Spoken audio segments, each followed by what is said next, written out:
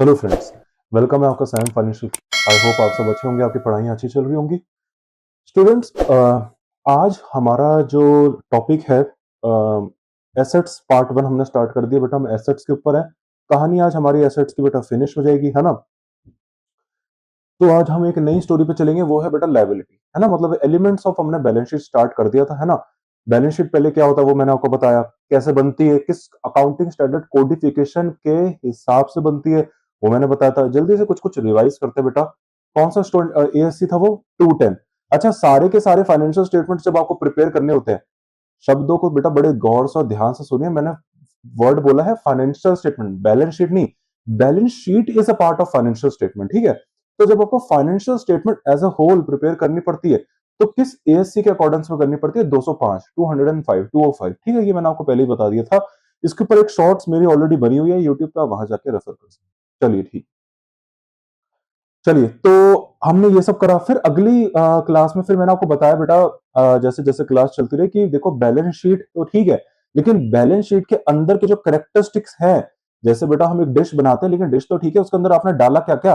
गोभी। जैसे गोभी कोरमा बनाया, गोभी कोरमा के अंदर बेटा गोभी डाली, दही डाली, मसाले डाले, इंग्रेडिएंट्स। अब धीरे धीरे धीरे अब हमें इंग्रेडिएंट्स पढ़ना है, तो बेटा हमने इंग्रेडिएंट्स पढ़ने स्टार्ट करे, ठीक है। तो अब हम यहाँ पे आ गए इंग्रेडिएंट्स पे। तो तीन इंग्रेडिएंट्स है बैलेंस शीट की भी बेटा। बैलेंस शीट के बेटा तीन इंग्रेडिएंट्स है। एक तो है बेटा एसेट्स अपने पे। तो एसेट्स बेटा हमने अभी इन डिटेल में अपनी, अभी पहला जो हमारा चल रहा है एलिमेंट, वो एसेट्स चल रहा है। आज से हम लाइबिलिटीज भी स्टार्ट कर देंगे। लाइबिलिटीज बहुत ईजी है, ठीक है, टेंशन कुछ नहीं है उसमें। जब हमारा बेटा ये लाइबिलिटी स्टार्ट हो जाएगा, तो अच्छा, लाइबिलिटीज होता है वो बाद में बताएंगे अभी आपको आगे। एसेट्स होता है, लाइबिलिटीज होता है, तीसरी कैपिटल होता है जिसको हम इक्विटी भी बोलते हैं, ठीक है। तो तीन एलिमेंट्स होते हैं। एक एक करके थोड़ा डिटेल में अब इन तीनों को हम पढ़ेंगे बेटा, ठीक है। एक एक करके डिटेल में इन तीनों को पढ़ेंगे, ठीक है सर, आगे पढ़ेंगे। अभी हमने एसेट्स पढ़ा लिया बेटा। एसेट्स हमने स्टार्ट कर दिया इन डिटेल, गहराई में जाके एसेट्स को भी हम अध्ययन अपना कर रहे हैं, पढ़ रहे हैं हम एसेट्स को, ठीक है। अच्छा बेटा, एसेट्स में आज मैंने आपको जब एसेट्स पढ़ाया, तो मैंने आपको तीन एलिजिबिलिटी दी। मैंने पहले पहले बोला बेटा, कोई भी चीज बैलेंस शीट में जो हम एसेट में दिखाते हैं, हम ऐसे ही नहीं बोल दें कि ये एसेट है। मैंने आपको पहले बोला, सारी की सारी एसेट पहले क्या होती है बेटा? रिसोर्सेज होती है। पहले बेटा सारी चीजें रिसोर्सेज होती है। उन रिसोर्सेज को अगर अपने नाम के आगे एसेट का टैग लगाना है, तो बेटा उनको तीन कंडीशंस पूरी करनी पड़ेंगी। तीन कंडीशंस पूरी करनी पड़ेंगी। वो तीन कंडीशन क्या क्या है वो मैंने पहले ही बता दी थी। चलिए डिस्कस करते हैं। पहली कंडीशन, आप एक एसेट के ओनर होने चाहिए, बट ऑब्वियस ओनर तो होनी चाहिए बेटा। दूसरा, उस एसेट से आपको बेटा करंट में बेनिफिट आना चाहिए। करंट में नहीं आ रहा तो फ्यूचर में भी आना चाहिए बेटा। अगर करंट में नहीं आ रहा तो फ्यूचर में तो आना ही चाहिए।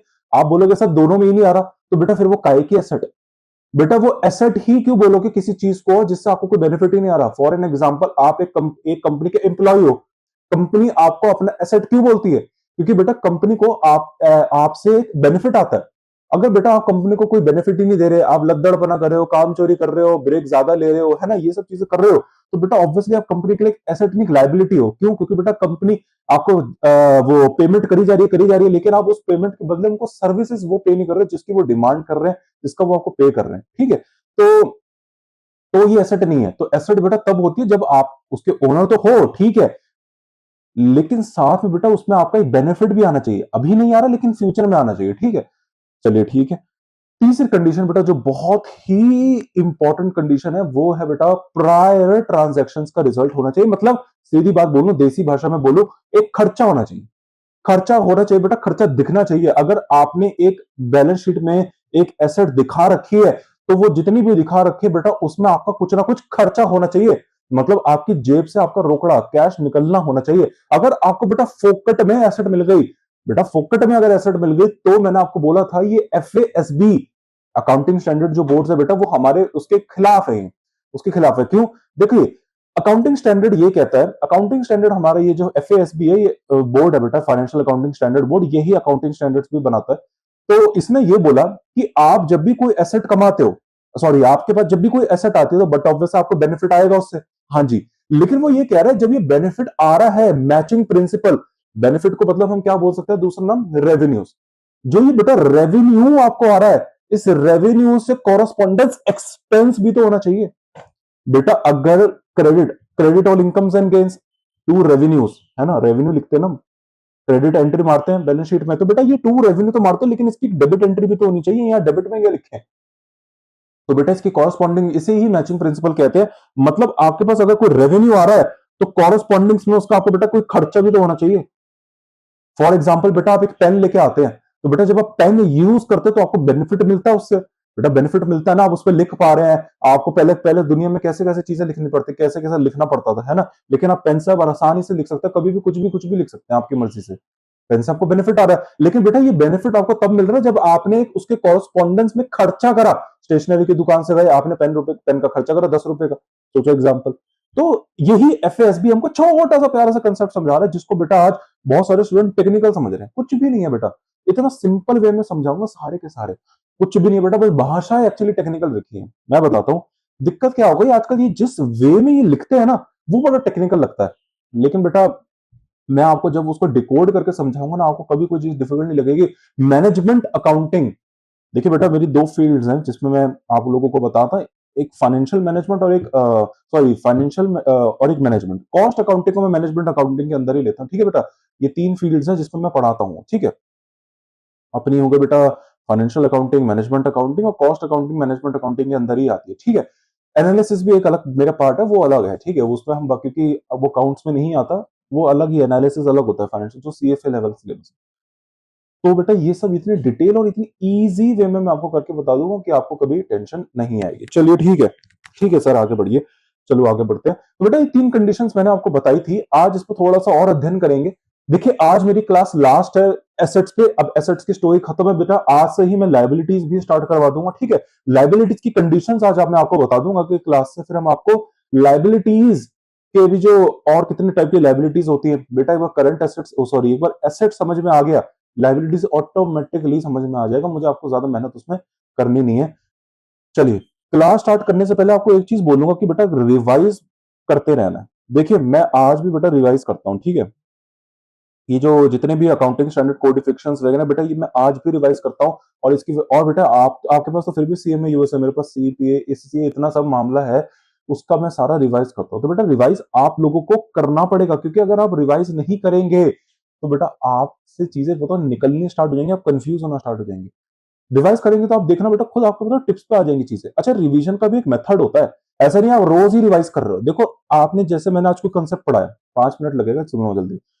मैंने आज आपको कंसेप्ट पढ़ाया बेटा, आपको इसको लगातार 2-3 दिन रिवाइज करना है, 3 दिन लगातार रिवाइज करना है, 3 दिन लगातार। जब आप इसको 3 दिन लगातार रिवाइज करोगे तभी जाकर आपके पास माइंड में बैठेगा कॉन्शियसली।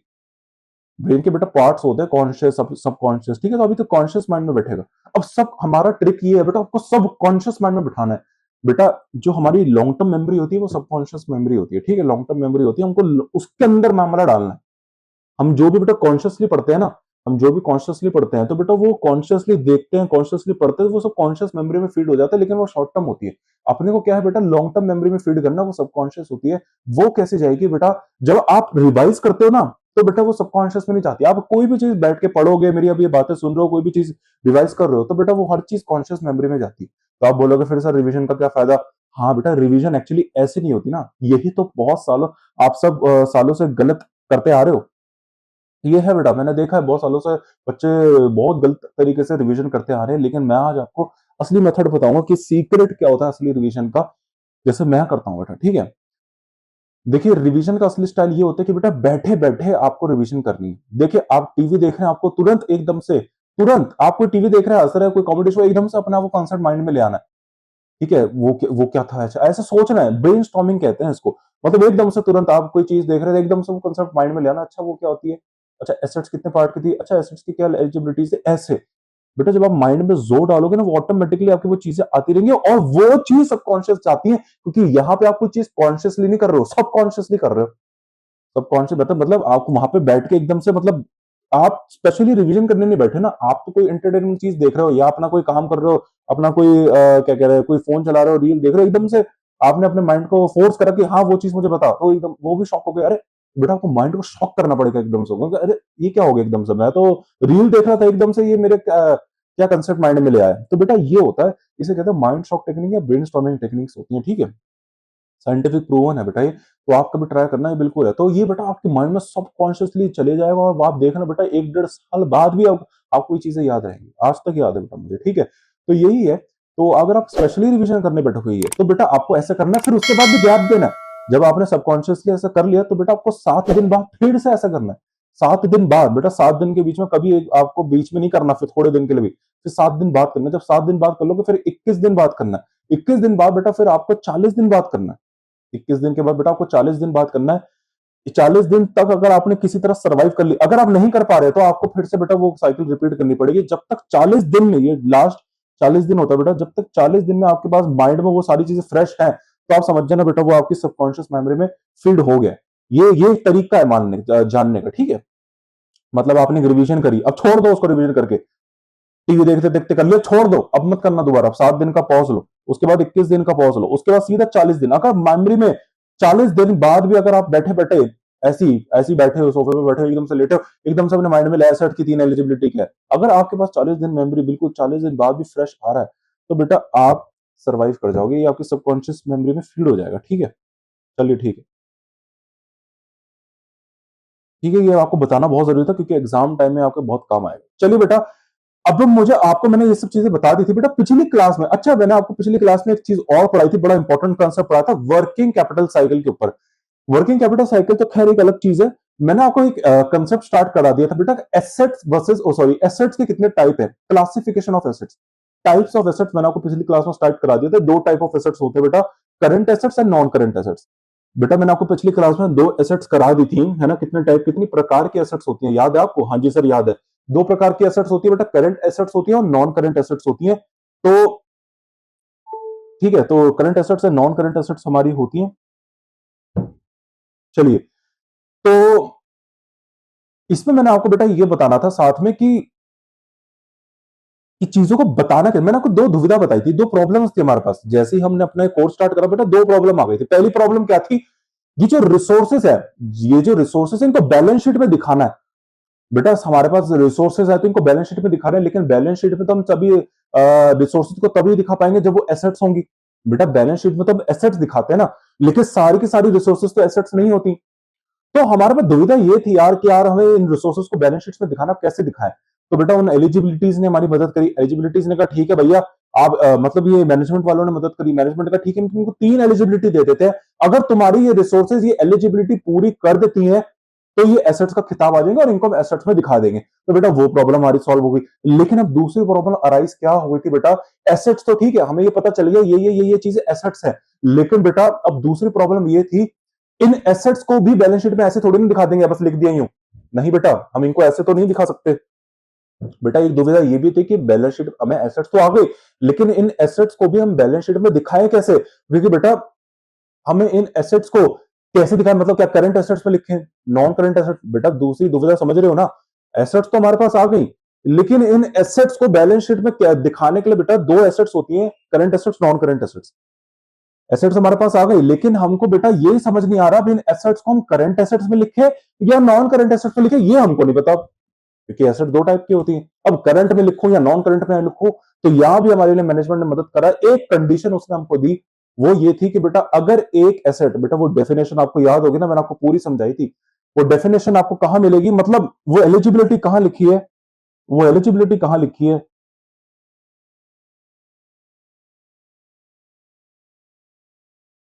बड़ा इंपॉर्टेंट है, जो कि आपको ये याद होना चाहिए, ठीक है। बड़ा इंपॉर्टेंट है बेटा, ठीक है। वैसे तो ये और भी डिटेल है, लेकिन हमारे सीएमए यूएसए में बस इतना ही लिमिटेड है, ठीक है। चलिए, तो अकाउंटिंग स्टैंडर्ड कोडिफिकेशन 210 का 10 का 45 का 3 में हमको ये लिखा गया है, ये लिखा गया है कि अगर आपको ये जानना है कि एसेट करंट एसेट है, बेटा अगर आपको एक मैं बताता हूं, अगर आपको पता चल गया एक एसेट करंट एसेट है, बस बेटा काम खत्म है, बाकी सारी फिर ऑटोमेटिकली नॉन करंट है। बेटा जब हमको तो बस एक चीज जाननी है ना, हमको अगर हमको 3 में से 2 चीज गिवन होती है, बेटा बचपन में पढ़ते थे ना मैथ्स में, 3 में से 2 चीज गिवन होती थी, तीसरी चीज ऑटोमेटिकली निकल जाती थी। तो 2 में से अगर एक चीज गिवन है तो ऑब्वियसली दूसरी चीज निकल जाएगी। तो बेटा अगर हमको सारी पता चल गई ये एसेट्स में से करंट एसेट्स हैं, तो बेटा जो बाकी बचेंगे वो क्या होंगे, नॉन करंट होंगी। तो एलिजिबिलिटी में हमें साफ साफ ये लिखा हुआ है डेफिनेशन में कि अगर कोई एसेट लिक्विडेट का मैंने आपको बता दी तो कैश में कन्वर्ट हो जाती है। अगर कोई एसेट लिक्विडेट हो जाती है विद इन 1 अकाउंटिंग ईयर मैंने आपको बता दिया था, या ऑपरेटिंग साइकिल के अंदर ऑपरेटिंग साइकिल मैंने आपको बता दिया था।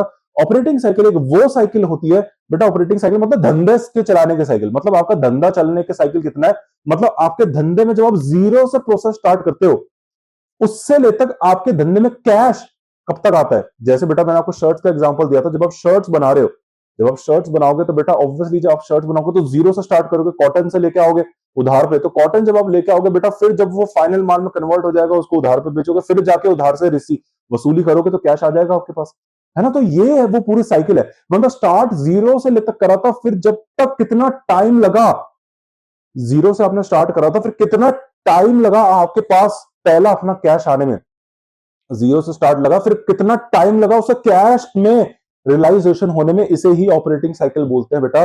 तो ये मैंने आपको बताया, तो ऑपरेटिंग साइकिल आपको समझ में आ गई थी, ठीक है, मैंने पिछली क्लास में समझाया। तो एक एसेट अगर वो लिक्विडेट हो जाती है विद इन ऑपरेटिंग साइकिल या अकाउंटिंग ईयर, तो हम उसको करंट एसेट बोल देंगे, अगर वो नहीं होती तो वो नॉन करंट एसेट है।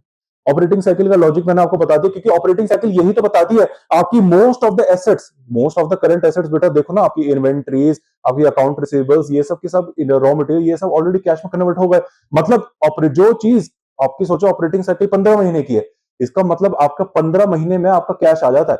मतलब आप जब जीरो से प्रोसेस स्टार्ट करते हो तो आपको 15 महीने लगता है उस बिजनेस में आपका कैश आने में, पूरा कैश आने में, उस साइकिल को खत्म होने में 15 महीना लग जाता है। तो बेटा आपकी मतलब ऑपरेटिंग साइकिल 15 महीने में, मतलब आपकी मोस्ट ऑफ द जो करंट एसेट्स होंगी बेटा, मतलब वो 15 महीने के अंदर अंदर कैश में कन्वर्ट हो जाएगी। बेटा ये लॉजिक से, इस हवाले से, इस लॉजिक से हमने यूज करा, समझे ना बेटा। 15 महीने अगर ऑपरेटिंग साइकिल है, इसका मतलब क्या 15 महीने में कैश आ जाएगा, इसका मतलब मोस्ट ऑफ द साइकिल्स आपकी, most of the current assets आपकी 15 महीने में वैसे भी कन्वर्ट हो जानी है। तो बेटा अगर आपके अकाउंटिंग पीरियड क्रॉस कर देता है लेकिन ऑपरेटिंग साइकिल के अंदर है, तो भी वो करंट एसेट्स बोली जाएगी। चलिए ठीक है, ये पिछली क्लास में डिटेल बात करी थी, आपको मेरी पिछली क्लास को रेफर करना है। आज की क्लास बेटा थोड़ा हम एग्जांपल्स पढ़ेंगे, सिंपल है। आज हमें बेटा क्या पढ़ना है मैं आपको बता देता हूं। आज हमें पढ़ना है एसेट्स बेटा दो टाइप की होती है। सर ये तो पढ़ लिया था, अरे पढ़ तो लिया था लेकिन एग्जांपल्स तो नहीं पढ़े ना बेटा, कुछ एग्जांपल्स बता देता हूं बेटा। कुछ एग्जांपल्स हैं जो हमें पढ़ने हैं और नॉन करंट एसेट्स।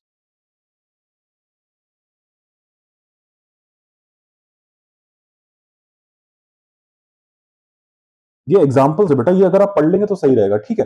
चलिए, दो टाइप की एसेट्स होती है बेटा, करंट एसेट्स और नॉन करंट एसेट। बहुत सही, दो टाइप के एसेट्स है, ठीक है। करंट एसेट्स है बेटा, और कौन सी है, नॉन करंट एसेट्स है, ये भी ठीक है बेटा। आज मैं आपको बताऊं एग्जांपल्स कराने वाला हूं, मतलब आज मैं आपको बताऊंगा, ठीक है सर करंट एसेट्स है नॉन करंट एसेट, लेकिन कुछ एग्जांपल्स होते सर कि हमें पता चल जाए, अच्छा ये एसेट्स करंट एसेट्स होती हैं, अच्छा ये एसेट्स नॉन करंट एसेट्स। तो बेटा ये एग्जांपल हो, हर बार एसेट बेटा पेपर में क्वेश्चन में आता, बताओ ये एसेट करंट है नॉन करंट है। मैंने आपको बेटा एलिजिबिलिटी दे दी है, आपके पास हैक आ गया है, एएस 210 का 10 का 45 का 3 आपको यूज करना, उसको लगा के आप आराम से क्लासिफाई कर दोगे, ठीक है। आपको देख लेना अगर ये एसेट विद इन अकाउंटिंग या ऑपरेटिंग साइकिल के अंदर, ठीक है, करंट एसेट है, नहीं है तो नॉन करंट में डालो उसको, बेटा आपके पास लॉजिक है, ठीक है। आज हम कुछ एग्जांपल्स पढ़ेंगे ऐसी कि कौन कौन सी करंट होती है, कौन कौन सी नॉन करंट होती हैं। तो आपके सामने कुछ एग्जांपल्स पढ़ता हूं बेटा, ठीक है, आपके मटेरियल्स में भी गिवन होंगी। पहली है बेटा कैश, ठीक है। कैश एक आपको बोलने की जरूरत नहीं है बेटा, ऑब्वियसली सबसे जो लिक्विड एसेट होती है, द मोस्ट लिक्विड एसेट बेटा, इसको कैश बोलते हैं। अच्छा आजकल कैश नहीं बोलते, साथ में बेटा कैश एंड कैश इक्विवेलेंट्स बोलते हैं, ठीक है। मैं यहां पे लिख देता हूं कैश एंड कैश इक्विवेलेंट। बेटा बाबा आदम जमाने का हुआ करता था जब सिर्फ कैश लिखते थे, फिर आगे जब थोड़ा सा बड़ा तो कैश एट बैंक लिखने लगे, फिर जब आगे और बढ़ा तो बेटा कैश एंड कैश इक्विवेलेंट। उन्होंने भाई साहब आगे कितने कैश आ जाएंगे पता नहीं, एक काम करो कैश एंड कैश इक्विवेलेंट से लिख दो। अकाउंट थक गया बेटा, अकाउंट से थक गया, उन्होंने कहा बेटा पहले कैश लिखा। फिर थोड़ा जमाना आगे बढ़ा, उन्होंने बैंक में लोग पैसा डालने लगे, फिर उन्होंने कैश एट बैंक लिखा। फिर उन्होंने देखा यूपीआई आ गए, प्लास्टिक कार्ड आ गए, एटीएम आ गया, डेबिट आ गया, वॉलेट्स आ गए, पता नहीं क्या क्या आ गया। उन्होंने कहा भाई साहब आगे पता नहीं कितने कितने आ गए, भैया इन्होंने इक्विवेलेंट लिख दिया, भैया बराबर है कैश के। बेटा कैश के बराबर है, देखो जैसे आप परचून की दुकान में जाके तेल लेने जाते हो बेटा, पहले के जमाने में हम तो कैश लेके जाते थे, लेकिन आजकल आपको कैश कैरी करनी नहीं है, सिर्फ मोबाइल रखो, मोबाइल से ही पे कर दो बेटा, मोबाइल रखो और मोबाइल से ही यूपीआई से पेमेंट कर दो। इंडिया में बेटा हमारा यूनिफाइड पेमेंट इंटरफेस का कंसेप्ट है, मतलब यूपीआई, ये हमारा इंडियन डेवलप्ड कंसेप्ट है, यूपीआई है बेटा हमारा, ठीक है। हमारे इंडिया ने मतलब अगर आपको पेमेंट करनी है तो यूनिफाइड पेमेंट इंटरफेस से पेमेंट कर लेते हो। बेटा आपको किसी को भी पेमेंट सेंड करनी है, आप यूपीआई से कर देते हो, लेनी होती है यूपीआई से कर देते हो, कुछ खरीदना होता है यूपीआई से पेमेंट कर देते हो, कैश लेके जाते हो नहीं लेके जाते ना, लेकिन एक तरीके से एक्ट एज अ कैश कर रहा है। बेटा एक्ट ऐसा कैश तो कर रहा है ना, आप कैश नहीं लेके जा रहे, लेकिन कैश की तरह काम तो कर रहा है ना। बेटा कैश की तरह काम कर रहा है, वरना वो सामने वाला को माल क्यों देगा अपना, उसके पास मतलब पैसा आ रहा है ना, तो कैश की तरह काम कर रहा है। लेकिन ये है तो कैश नहीं ना, कैश तो बेटा रोकड़ा होता है फील फील, तो वो भी नहीं है, लेकिन कैश की तरह काम भी कर रहा है, तो इसको क्या नाम दे, इसको नाम दे देते कैश इक्विवेलेंट्स। ऐसी बेटा डेबिट कार्ड्स हो गया, वायर ट्रांसफर हो गया है ना, एनईएफटी आरटीजीएस, इन सबको बेटा कैश इक्विवेलेंट्स बोल दिया इन्होंने, क्योंकि बेटा यहाँ पे आप कैश तो नहीं दे रहे, लेकिन एक तरीके से ये सब कैश की तरह काम कर रहे हैं। अच्छा आपकी नॉलेज के लिए बता दूं, जैसे हमारे यहाँ पे इंडिया में, इंडिया की बात बता रहा हूं, इंडिया में बेटा क्या सिस्टम है, इंडिया में यूपीआई चलता है। मतलब आप अगर यहाँ पे जैसे सामान लेने जाते हो ग्रोसरी स्टोर में, तो बेटा ग्रोसरी जैसे कोई भी रिलायंस फ्रेश वगैरह जो भी ग्रोसरी स्टोर्स होते हैं ना यहाँ पे, आप यहाँ पे क्या करते हो बेटा, यूपीआई से पेमेंट कर देते हो। बेटा बाहर के देशों में, अगर मैं यूएस की बात करूं, हम क्योंकि यूएस कोर्स पढ़ रहे हैं, वहां पे वाइस का कंसेप्ट चलता है, वो वाइस से करते हैं। और बेटा वहां पे तो एक और है, जैसे तो इंडिया में भी है एप्पल पे का कंसेप्ट। बेटा अब एक नया कंसेप्ट आ गया एप्पल पे, है ना, अब आपके पास एप्पल का होता है, एप्पल में बेटा आप अपने कार्ड्स वगैरह डाल देते हैं, सीधा कॉन्टैक्टलेस उसको पीओएस मशीन में रखते हैं, एप्पल से सीधा पेमेंट हो जाती है आपकी, ठीक है। तो आपका तो यह चाइना तो और एडवांस चला गया बेटा, वो तो सीधा हैंड से पेमेंट कर रहा है, ठीक है। तो यूएस में तो बेटा एप्पल पे भी चलता है, कनाडा में भी एप्पल पे चलता है, लंदन में भी एप्पल पे चलता है, इंडिया में अभी इतना पॉपुलर नहीं हुआ है, बाकी नॉर्थ अमेरिका साइड में इंटरैक्ट सिस्टम चलता है।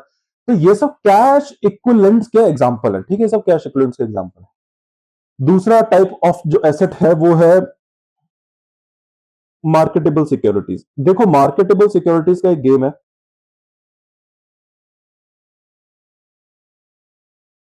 मार्केटेबल सिक्योरिटीज बताओ अलग चीज है। देखिए मार्केटेबल सिक्योरिटीज आपको कंफ्यूज नहीं हो रहा, मार्केटेबल सिक्योरिटीज अगर यहां पे लिखते तो जनरली ये अज्यूम करा जाता है शॉर्ट टर्म है। देखिए आपको अगर क्वेश्चन में कभी नहीं बोलेगा, बहुत बच्चे कंफ्यूज हैं इसको लेके कि सर मार्केटेबल सिक्योरिटीज बस लिख देता है, अब हमें ये नहीं पता ये करंट है नॉन करंट है, अब ये भी नहीं पता है विद इन ऑपरेटिंग है ये वो, अब क्या माने बेटा, मैं यही बता रहा हूं मार्केटेबल में आपको एक हैक बताता हूं। अगर आपको कभी भी नहीं बोला क्वेश्चन में कि ये मार्केटेबल करंट है या नॉन करंट है, तो आपको हमेशा ये अज्यूम करना है कि ये शॉर्ट टर्म है, मतलब करंट एसेट है, ठीक है, करंट एसेट है। कैसे सर, बेटा नाम से पकड़ो, मैंने ऐसी हवा में बात नहीं करती, बेटा नाम पकड़ो, ये क्या है, मार्केटेबल।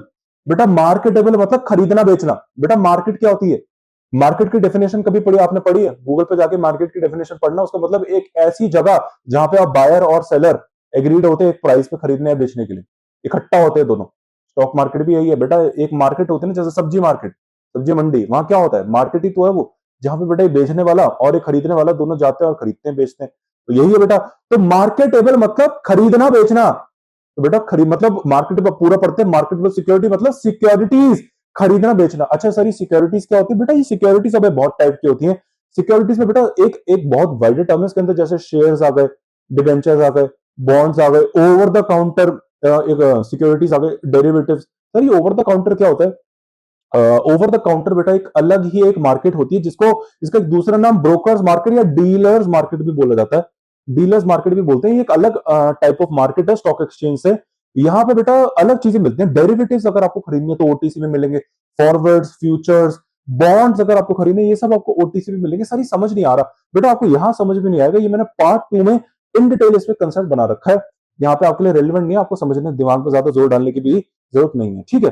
तो मार्केटेबल सिक्योरिटीज मतलब ऐसी सिक्योरिटीज जिसको आप मार्केट कर रहे हो, मतलब कभी खरीद रहे हो कभी बेच रहे हो, तो बेटा ऑब्वियसली खरीद रहे बेच रहे हो, खरीद रहे बेच रहे हो, इसका मतलब इतना शॉर्ट टर्म है। बेटा अगर लॉन्ग टर्म होता तो आप उसको खरीद के होल्ड करते 3-4 सालों के लिए। आपने देखा है ना, जैसे आपके घर वाले क्या करते हैं बेटा, इन्वेस्टमेंट खरीद लेते हैं उसको होल्ड करते हैं, जैसे बहुत बेस्ट एग्जांपल एफडी।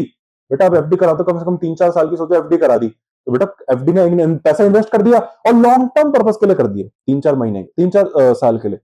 लेकिन बेटा यहाँ पे मार्केटेबल सिक्योरिटीज मतलब ऐसी सिक्योरिटी जिसको आप मार्केट कर खरीद रहे हो फिर बेच रहे हो, फिर खरीद रहे हो फिर बेच रहे हो, बेटा ये तो फिर शॉर्ट टर्म है, आप होल्ड नहीं करते हो इसको, लॉन्ग टर्म पर्पज के लिए लिखी नहीं है। आई होप बेटा अभी कंसेप्ट समझे। चलिए तीसरी बात करते हैं बेटा, तीसरी है रिसीवेबल्स। बेटा रिसीवेबल जिसको हम डेटर्स बोलते हैं, जनरली सीएमए यूएस में बेटा डेटर शब्द का प्रयोग नहीं होता। अगर आप देखेंगे यहाँ पे डेटर्स इतना यूज नहीं होता, सीएमए एग्जाम में भी इतना नहीं आता, ठीक है, लेकिन मैं आपको बता रहा हूँ क्योंकि आपने नाम सुने सुने हैं सब डेटर्स, हम अपने सोल प्रोप्राइटरशिप में जनरली हम डेटर्स यूज करते हैं। यूरोप में बेटा ज्यादातर ट्रेड रिसीवेबल्स भी यूज होता है, ट्रेड रिसीवेबल्स। अगर आप कभी सीमा कोर्स को एक्सप्लोर करेंगे तो वहां पे देखेंगे उन्होंने कहीं कहीं जगह पे ट्रेड रिसीवेबल्स यूज करा, यहाँ पे अकाउंट रिसीवेबल्स यूज होता है, सीएमए यूएसए में सीपी अगर आप करेंगे वहां पे आपको अकाउंट रिसीवेबल्स यूज होगा, ठीक है। तो ये हो गया। तो बेटा ये तो मुझे आपको समझाने की जरूरत है। डेटर्स क्या होते हैं? डेटर्स वो होते हैं लोग होते हैं जिनसे हमको पैसा रिसीव करना है, तो ये एसेट है। अरे एसेट है बेटा, तीनों कंडीशन पूरी करता है। आप उन डेटर्स के ओनर हो बेटा, आप ही पैसा लोगे, आपका पड़ोसी तो उससे पैसा लेगा नहीं, आप ही बनते हो। अच्छा, बेनिफिट आने वाला है, अभी मिला नहीं है लेकिन आने वाला है। इन लोगों ने अभी हमें पेमेंट करनी नहीं है, करी नहीं है, लेकिन करने वाले, तो बेनिफिट आपके पास आएगा। तीसरा, पास्ट ट्रांजैक्शन का एक पास्ट ट्रांजैक्शन आपका हुआ, तो आप बोलोगे सर पास्ट ट्रांजैक्शन क्या हुई? बेटा पास्ट ट्रांजैक्शन हुई है, बेटा आपने अपना माल नहीं बेचा इनको, बेटा आपने इनको अपना माल नहीं बेचा, तो बेटा वो माल के ऊपर से टपका है, वो माल आपने बनाया था, तो बेटा उसको आपका खर्चा हुआ है, तो वो खर्चा हुआ है तो वो माल में आपने कॉस्ट जोड़ दिया और वो माल आपने इनको बेच दिया, तो बेटा आपका उसका खर्चा हुआ है, फोकट का माल नहीं बेच दिया आपने, उसको खर्चा करा है उसको माल बनाने में, बेटा पास्ट ट्रांजेक्शन का रिजल्ट है। चलिए ठीक है। चलिए, कॉन्ट्रैक्ट एसेट, बेटा एक और एसेट होती है कॉन्ट्रैक्ट एसेट। कॉन्ट्रैक्ट एसेट से बेटा इस ये दो तरीकों से दिखाया जाता है बेटा। एक ASC 606, अगर आप कभी अपना स्टडी मैट करेंगे, कभी मैट करेंगे तो बेटा इसमें दो ASC लगते हैं। आपके इस पे तो एक ही लिखा हुआ, अगर आप वैसे स्टडी मैट्स अपने देखेंगे तो ये जो कॉन्ट्रैक्ट एसेट क्या होती है बेटा, ये मैं आपको यहां नहीं बताऊंगा, मुझे इसको आगे जाके पूरा कंसेप्ट है, क्योंकि अगर मैं यहां इसको बताने लग गया तो मेरी ये आज क्लास पूरा यही ले लेगा, ठीक है बेटा। मुझे इसमें आपको इन डिटेल बात बतानी पड़ेगी थोड़ी सी, ठीक है। तो मुझे इसको आपको इन डिटेल में बतानी, तो मैं आपको ये बाद में बताऊंगा। बेटा ये दो तो आपके पेपर में बेटा, आपके जो स्टडी मैट है बेटा, उसमें सिर्फ दिखा रखा है कि कॉन्ट्रैक्ट एसेट्स को ASC 606 के अकॉर्डिंग दिखाना है, लेकिन बेटा एक्चुअली ऐसा नहीं है। इसको एक और, अगर आप कभी सीपीए वगैरह करेंगे तो इसको एक्चुअली एक और अकाउंटिंग स्टैंडर्ड कोडिफिकेशन के हिसाब से दिखाया जाता है, वो है 210। आप कह रहे हैं सर 210? हाँ बेटा 210 वही जहां से हम बैलेंस शीट्स बनाते हैं, ठीक है। बैलेंस शीट जहां पे बनाते हैं, बैलेंस शीट जो बनाते हैं उसमें साफ साफ उन्होंने ये भी लिखा है कि कॉन्ट्रैक्ट एसेट्स को आपको कैसे दिखाना है। बेटा अकाउंटिंग स्टैंडर्ड कोडिफिकेशन 210 है ना, वो ये भी बताता है कि आप अपनी बैलेंस शीट में जो कॉन्ट्रैक्ट एसेट्स है इसको कैसे दिखाना है। अच्छा, लेकिन ये कॉन्ट्रैक्ट एसेट्स होंगी, इसमें से फिर कुछ रेवेन्यूज भी आएंगे, क्योंकि बेटा एसेट्स है तो मैंने आपको बोला ना, एसेट है तो तीसरी कंडीशन क्या, और दूसरी कंडीशन आपको बेनिफिट आना चाहिए। तो इसमें पता है लेकिन कुछ गेन है बेटा कॉन्ट्रैक्ट एसेट्स में, इसमें जो गेन आता है उसको कैसे रिकॉग्नाइज करना है वो 606 बताएगा, वो 606 बताएगा, लेकिन इसको दिखाना कैसा है, प्रेजेंट कैसे करना वो 210 बताएगा। बेटा दिखाना कैसे है वो 210 बताएगा, लेकिन रेवेन्यू कैसे रिकॉग्नाइज करना है, रेवेन्यू रिकॉग्नाइज कैसे करना है वो 606 बताएगा बेटा, ठीक है। तो ये दो है आपके सिलेबस में, तो बेटा सिर्फ 606 लिखा है रेवेन्यू रिकॉग्निशन, लेकिन एक्चुअली प्रेजेंटेशन भी है इसकी 210 के अकॉर्डिंग। खैर, आपको इतना डिटेल में नहीं जाना, मैं आपको जब समझाऊंगा बहुत ज्यादा डिटेल में समझाऊंगा, टेंशन नहीं लेनी, ठीक है। पांचवा बेटा, पांचवी एसेट है शॉर्ट टर्म नोट रिसीवेबल्स। बेटा ये कुछ नहीं होते हैं, डेटर्स की तरह होते हैं, नोट रिसीवेबल्स बोलो इसको, ठीक है। ये लॉन्ग टर्म भी हो सकते हैं, शॉर्ट टर्म भी होते हैं। पेपर में हमेशा आपको बताएगा, कभी भी आपको स्ट्रेस लेने की जरूरत नहीं है। अगर सिर्फ नोट रिसीवेबल्स लिखा है, नोट रिसीवेबल्स लिखा, मैंने आपको एक चीज बेटा पहले ही बोल दी है, अगर पेपर में कुछ गिवन ना करे, साइलेंट हो, कि जैसे अब नोट रिसीवेबल्स कोई ले लो, अब बेटा नोट रिसीवेबल जनरली बेटा शॉर्ट टर्म में होते हैं, जनरली शॉर्ट टर्म होते हैं, तो आपको इनको करंट एसेट ही अज्यूम करना, नॉन करंट मत अज्यूम करना गलती से भी। चलिए ठीक है, तो ये भी शॉर्ट टर्म होते हैं। अगर पेपर में लॉन्ग टर्म होगा ये लिखेगा, वैसे जनरली बेटा शॉर्ट टर्म लॉन्ग टर्म हमेशा पेपर में लिखता है, ठीक है। कंफ्यूजन की कोई सीन है नहीं। ये नोट रिसीवेबल्स क्या होता है बेटा, ये वही जो हम 11th क्लास में BS पढ़ रहे थे ना, वैसा ही है। क्या होता है, आपने किसी को माल बेचा, अब आपने किसी को बेटा माल बेचा, लेकिन आप अब आपने कहा ठीक है, लेकिन आपने किसी को उधार पे बेचा। लेट सपोज बेटा मैंने आप लोगों को एक उधार में माल बेच दिया, तो आपने कहा सर ठीक है मैंने आपको उधार पे बेचा, तो बट ऑब्वियस आप मुझे अभी पैसा तो दे नहीं रहे, आप मुझे बाद में दोगे। सोचो मैंने आपको 1 महीने का क्रेडिट पीरियड दे दिया, मतलब जो 1 महीने का उधार का पीरियड है, 1 महीने बाद आप मुझे पैसा दोगे, ठीक है। अब बेटा 1 महीने में, लेकिन मुझे बताओ शक है आप पे कि आप बताओ मुझे पैसा दोगे नहीं, आप अंडरग्राउंड हो जाओगे, भाग जाओगे।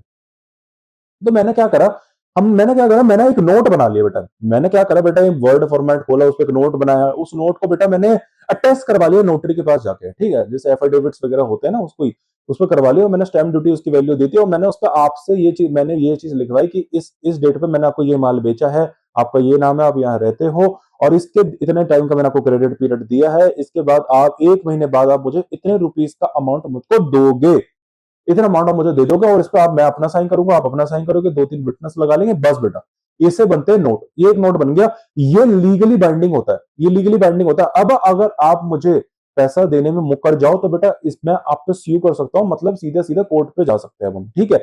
तो ये लीगली बाइंडिंग होता है, तो ये एक ज्यादा एक वो है, एक एडवांस चीज है नोट पेबल, ठीक है। ये भी डिस्काउंट हो जाता है बेटा नोट पेबल, मतलब अगर मुझे पहले से ही पैसे की जरूरत पड़ गई तो मैं क्या करूंगा, बैंक के पास जाके एक महीने का, मुझे सोचो मैं एक महीना रुक नहीं सकता, मुझे पैसे की जरूरत है, धंधे में पैसा डालना, क्या करे, कोई चीज खरीदनी है, तो मैं क्या करूंगा, बैंक के पास जाके इसको डिस्काउंट करा लूंगा, वही बेटा जो 11th क्लास में पढ़ते थे। चलिए ठीक है, ऐसी बेटा बिल्स रिसीवेबल्स भी हो सकते हैं, बीआर, वो भी देख सकते हो, ठीक है। आजकल इतना पॉसिबल वो है नहीं, बस आजकल जो बेटा ये जो बिल्स रिसीवेबल्स आजकल इतना पॉपुलर नहीं रहा, नोट रिसीवेबल्स है। इन्वेंट्रीज जो स्मॉल बिजनेस प्रोप्राइटर्स होते हैं ना, वो यूज करते हैं। अच्छा, इन्वेंट्रीज बेटा, इन्वेंट्रीज ये तो बेटा मुझे बताने की जरूरत ही नहीं, ये तो बेटा कुछ भी ना बोलो तो करंट एसेट है बेटा, ये तो है ही करंट एसेट। अरे बेटा आपका माल अगर करंट एसेट नहीं है, आयरनी देखो बेटा, ये तो जोक हो जाएगा। अगर मैं इन्वेंट्री को बेटा लॉन्ग टर्म एसेट्स में लिख रहा हूँ, करंट एसेट्स में, मतलब बेटा लॉन्ग टर्म एसेट्स क्या होती है, एक ऐसी एसेट्स जो एक साल के बाद कैश में कन्वर्ट होंगी, जनरली मतलब बहुत साल लेंगे कैश में कन्वर्ट होने में। तो बेटा अगर आपका ऐसा बिजनेस है जिसमें आपकी इन्वेंट्रीज बहुत टाइम ले रही है, तो बेटा आपका धंधा क्या ही धंधा है, आप क्या खाओगे, क्या खाने के वांदे हो जाएंगे बेटा। आपने माल बनाया लेकिन आपका माल ही बहुत सालों में बिक रहा है बेटा, तो फिर आपने बिजनेस कैसे खोल रखा है, आपका प्रॉफिट कैसे होगा, आप अपने लोगों को सैलरी कैसे दोगे। तो बट ऑब्वियस बेटा ये तो कहने की जरूरत नहीं है, अपॉर्चून की दुकान है बेटा, वो इतना माल लेके बैठा है, अगर वो सालों में उसका माल बिकेगा बेटा, फिर वो बेचारा खाएगा क्या। तो बेटा बट ऑब्वियस है, इन्वेंट्रीज तो होती ही करंट एसेट्स है, क्योंकि ये जनरली एक साल के अंदर लिक्विडेट हो जाती है, बट ऑब्वियस है, तो ये तो बताने की जरूरत ही नहीं थी, ये करंट एसेट्स का एग्जाम्पल है। चलिए,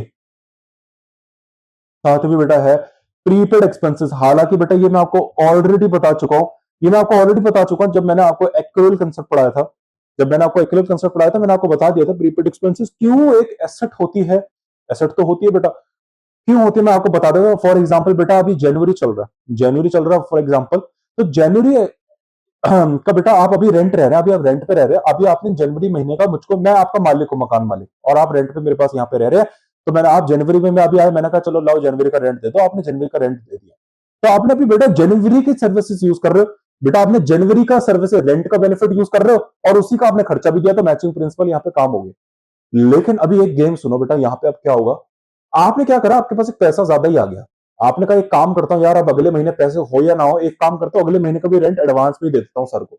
आपने कहा सर सुनो, मैंने कहा क्या हुआ, आपने कहा ये लो सर अगले महीने का भी रेंट में एडवांस पे ले लो। मैंने कहा ठीक है, लेकिन मुझे अभी एक बात बताओ बेटा, अभी तो आप जनवरी की सर्विसेज यूज कर रहे हो या फरवरी की, बट ऑब्वियसली बेटा अभी आप जनवरी की सर्विसेज यूज कर रहे हो, फरवरी की सर्विस आपने अभी यूज नहीं करी है, लेकिन बेटा आपने पेमेंट, बड़े ध्यान से सुनो बेटा, आपने पेमेंट तो लेकिन एडवांस में दे दी जनवरी में, आपने पेमेंट एडवांस में दे दी, लेकिन सर्विसेज अभी उसका लिया नहीं, तो बेटा यहां पे मैचिंग प्रिंसिपल काम नहीं करेगा। अब मैचिंग प्रिंसिपल काम नहीं करेगा, इसलिए इसको हम पीएनएल में डेबिट नहीं करते बेटा, मैचिंग प्रिंसिपल काम नहीं कर रहा है, क्योंकि यहाँ पे क्या है, रेवेन्यू एक्सपेंस दिख रहा है, सिर्फ मैंने खर्चा खर्चा कर दिया, लेकिन रेवेन्यू तो अभी उस खर्चे का आया ही नहीं, वो तो बाद में आएगा, तो बाद में आएगा, इसलिए ये करंट एसेट है बेटा, इसलिए इसको हम प्रीपेड एक्सपेंसेस को करंट एसेट दिखाएंगे, क्योंकि एसेट है, एसेट मतलब एक एसेट क्यों है, क्योंकि बेटा अभी बेनिफिट मिला नहीं है, आने वाला है, तो आने वाला है, तो बेटा ऑब्वियसली, और तीनों कंडीशन पूरी कर रहा है, बेनिफिट आने वाला है बेटा, पास्ट ट्रांजैक्शन का रिजल्ट, आपका खर्चा हुआ है, आपने बेटा मुझे अगले महीने का एडवांस में पैसा नहीं दिया, दूसरी और तीसरा बेटा आप उसके मालिक हो, बेटा आप ही रेंट की सर्विस यूज करोगे, आपका पड़ोसी या आपका कोई और दोस्त यूज तो कर नहीं सकता उस रेंट को, बेटा तीनों कंडीशन पूरी हो गई बेटा, इतना डिटेल इतना लॉजिक में पढ़ाया ना, कहीं अवेलेबल नहीं है। ये है बेटा एक बहुत इंपॉर्टेंट चीज, इसको बेटा बोलते हैं funds that are restricted for specific purposes, इसका एक दूसरा नाम होगा जो आपको कहीं पे बैलेंस शीट में मिल जाता है बेटा। अगर आप रियल लाइफ की बात करो ना, अगर आप अभी रियल लाइफ बैलेंस शीट खोलेंगे ना बेटा, कभी किसी कंपनी की बैलेंस शीट खोलना बेटा, आपको एक कैश एंड कैश इक्विवेलेंट्स के जनरली नीचे ही होता है, ये दोनों, ये हो भी बेटा, ये शॉर्ट टर्म भी हो सकता है, लॉन्ग टर्म भी हो सकता है, ये शॉर्ट टर्म भी हो सकता है, लॉन्ग टर्म भी हो सकता है, अभी बताऊंगा क्या होता है। एक ऐसे दिखता है रिस्ट्रिक्टेड कैश या रिस्ट्रिक्टेड फंड्स करके दिखेगा कहीं, अगर आप कभी किसी कंपनी की बैलेंस शीट खोल के देखना बेटा, आप बैलेंस शीट जब भी किसी कंपनी की खोलेंगे, आपको बताऊं यहाँ पे एक कैश एंड कैश इक्विवेलेंट्स के नीचे या लॉन्ग टर्म में भी दिखेगा एक एक एक एक एसेट दिखिए, रिस्ट्रिक्टेड कैश। अब आप बोलोगे सर ये कैश एंड कैश इक्विवेलेंट्स में क्यों नहीं लिखा, जब ये कैश है, अभी छोड़ो रिस्ट्रिक्टेड, है तो कैश ही ना, चाहे रिस्ट्रिक्टेड ही हो, है तो कैश, अब जब है कैश तो फिर अब इसको कैश एंड कैश इक्विवेलेंट्स में क्यों नहीं लिखते। तो बेटा मैं आपको इसका एक बात बता देता हूं, इसको एक एग्जांपल से आपको समझ में आएगा।